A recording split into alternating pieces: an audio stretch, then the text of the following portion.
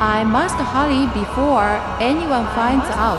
Is this really what she's been doing all this time? We need to stop her before it's too late.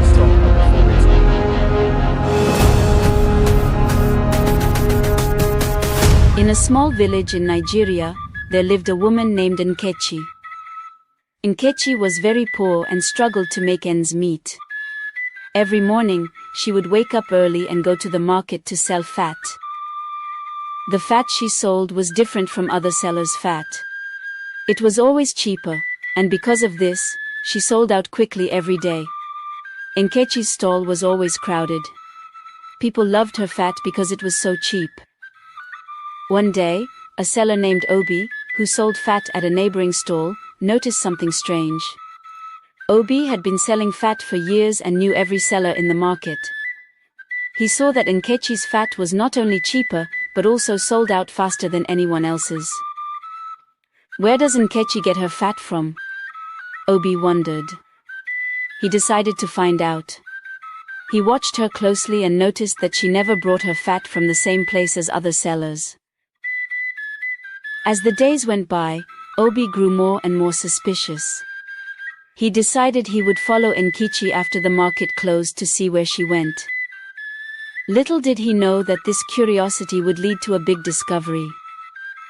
Nkechi packed up her things as the sun began to set, and Obi quietly followed her from a distance. The village streets grew quieter as they walked, and Obi tried to stay hidden, peeking around corners to keep an eye on Nkechi.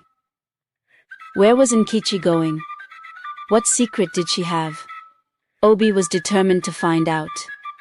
And so, the mystery of the cheap fat seller began. Obi followed Nkechi through the quiet village streets. She walked swiftly, her basket of money and empty fat containers swinging with each step. Obi stayed hidden behind trees and walls, careful not to be seen. Nkechi turned onto a narrow path that led out of the village. The path was lined with tall bushes and trees, and Obi had to move carefully to avoid making any noise. He watched as Nkechi walked down the path with determination. The sun was setting, and the sky turned orange and pink. After a while, Nkechi reached a small old building at the edge of the village. It was surrounded by tall iron gates that looked rusty and old. Obi could barely make out the words crematorium written on a sign above the gate. His eyes widened in surprise. Nkechi opened the gate and stepped inside. The building was dark and quiet, and the only sound Obi could hear was the rustling of leaves. He waited until Nkechi was inside before sneaking closer to the gate to get a better look.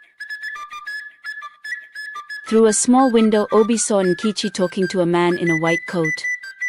They exchanged some words and then Nkechi handed him a bag of money. The man nodded and went inside the building. Obi could see that the building had a large room with shelves lined with jars and bottles.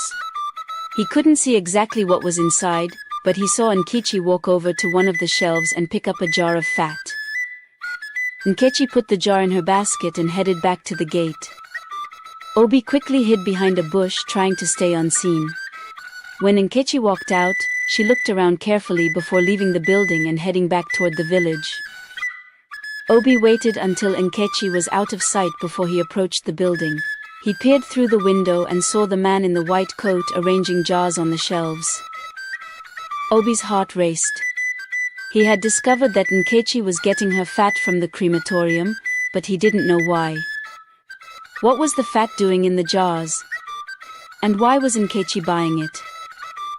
Obi decided he needed to learn more. He needed to find out what was really happening at the crematorium. As night fell over the village, Obi made his way back home, his mind racing with questions. He knew he would have to come up with a plan to uncover the full truth about Nkechi and the crematorium. The mystery of the fat seller was far from over. The next morning, Obi couldn't stop thinking about what he had seen. The fat from the crematorium was a big secret, and he needed to find out more. He knew he couldn't do it alone, so he decided to ask his friend, Chuka, for help. Obi met Chuka at the village square where they chatted about the latest news and gossip. After a while, Obi said, Chuka, I need your help with something important. Last night, I followed Nkechi and discovered something strange. Chuka looked intrigued. What did you find? Obi explained everything he had seen at the crematorium and how Nkechi was buying fat from there. Chuka's eyes widened in surprise. That's very serious. We need to find out more about what's really going on. But we must be careful. Together, Obi and Chuka made a plan. They decided to visit the crematorium during the day, pretending to be customers interested in buying fat. They hoped to learn more about what was inside the jars and find out why Nkechi was buying it. The next day, they set off toward the crematorium, each carrying a basket and trying to look as normal as possible. When they reached the iron gates, they knocked softly. The man in the white coat opened the door and looked at them curiously. "Hello," Obi said, trying to sound friendly.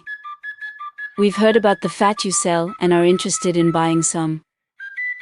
The man raised an eyebrow but let them inside. The room was filled with the same jars and bottles Obi had seen before. Chuka and Obi tried to act as if they were genuinely interested in buying fat. They asked questions and pretended to inspect the jars closely. As they looked around, Chuka noticed a door at the back of the room. It was slightly ajar, and Chuka could see a glimpse of another room beyond it. He nudged Obi and whispered, "Look at that door. Maybe there's something we should see." Obi nodded and they both tried to keep their attention on the man while discreetly moving closer to the door. When the man wasn't looking, Chuka pushed the door open a little wider. Beyond the door was a small, dark room with a few tables and strange equipment. Chuka saw some more jars and bottles, but they were different from the ones in the main room. He tried to get a closer look without being seen. Suddenly the man turned around and saw them standing near the door.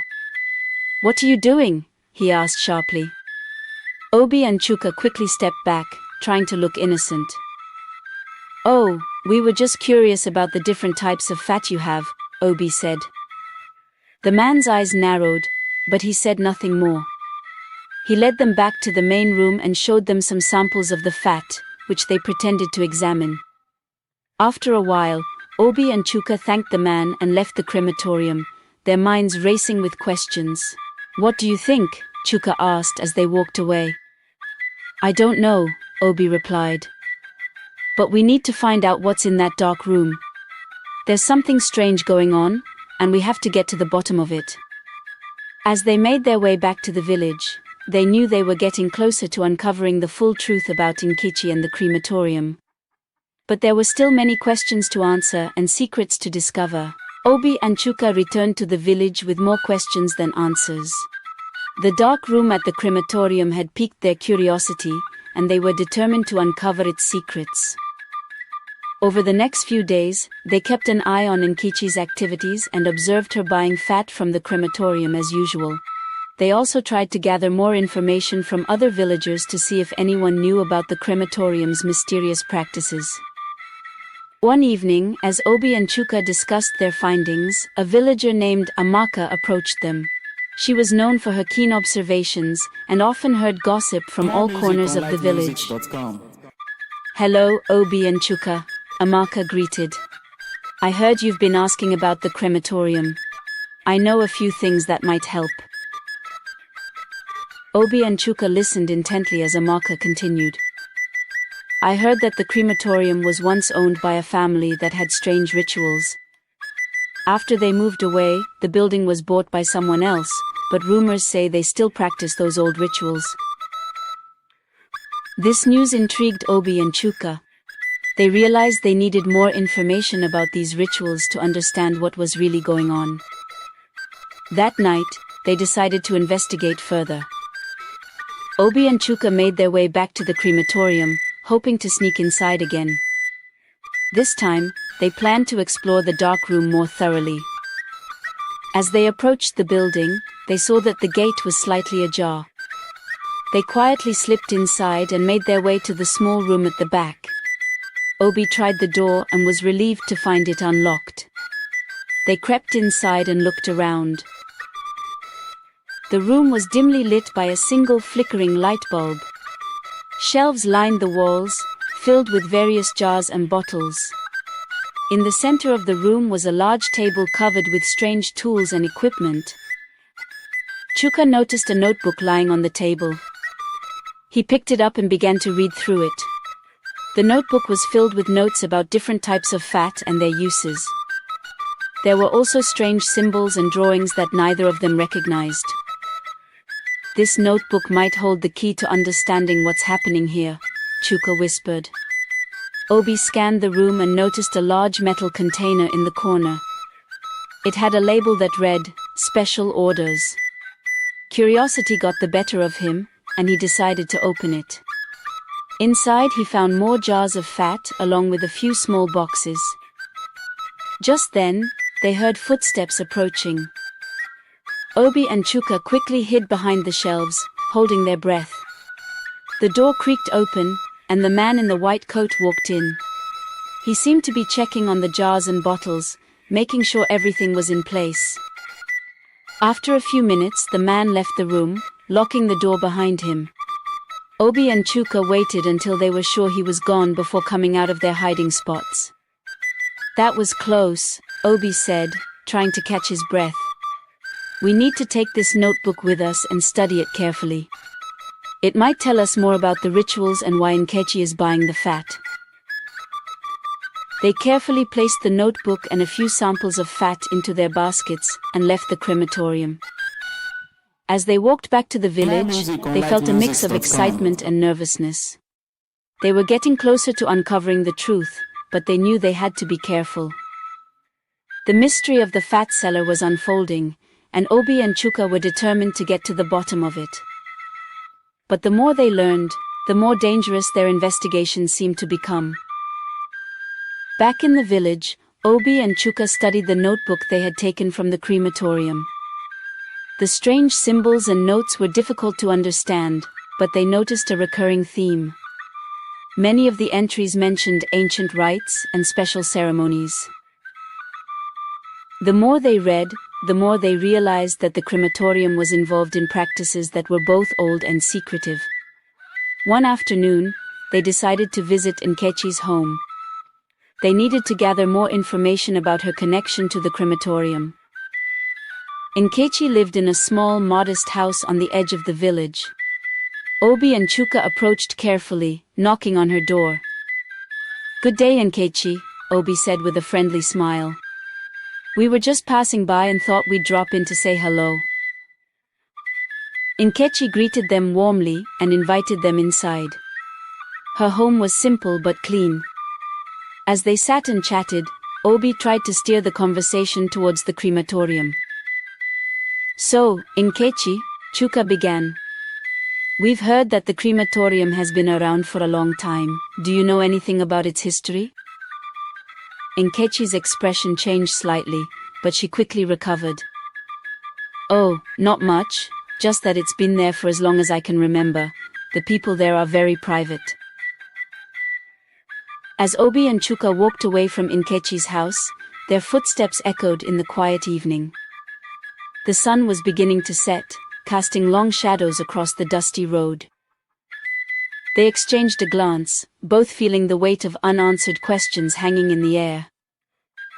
"Something isn't right," Chuka muttered under his breath, his eyes narrowing as he glanced back at Nkechi's house, now shrouded in the dimming light.